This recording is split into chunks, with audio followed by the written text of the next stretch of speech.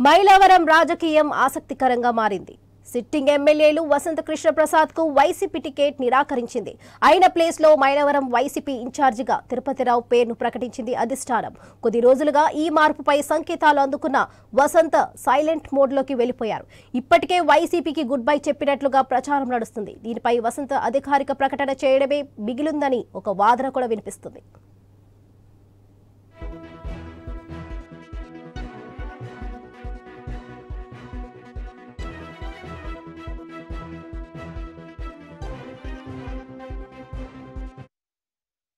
వసంత కృష్ణ ప్రసాద్ టీడీపీలోకి వెళ్తారని అనుకుంటున్నారు.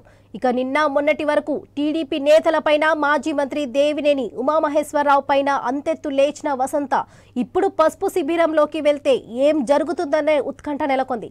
టీడీపీలోకి వెళ్తే వసంత మైలవరం నుంచి పోటీ చేస్తారా? అప్పుడు మాజీ మంత్రి దేవినేని ఉమా పరిస్థితి ఏంటి? వీటికి సమాధానం కోసం వెళ్తున్నారు తెలుగు తమ్ములు.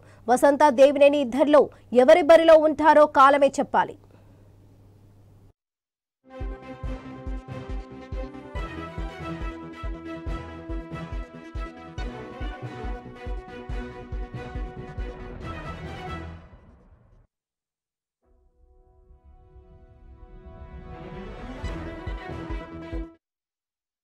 భవిష్యత్ కార్యాచరణను ప్రకటించేందుకు వసంత కృష్ణ ప్రసాద్ ఆదివారం మీడియా ముందుకు వస్తారని తెలుస్తుంది. టీడీపీలో చేరుతున్నట్లు క్లారిటీ ఇస్తే మైలవరం సీటుపై స్పష్టత రావాల్సి ఉంటుంది. వసంతకు సీటు ఇస్తే దేవినేని ఉమా ఒప్పుకుంటారా అనేది ప్రశ్న. ఇదే సమయంలో దేవినేని ఉమా విషయంలో మరో చర్చ సాగుతుంది.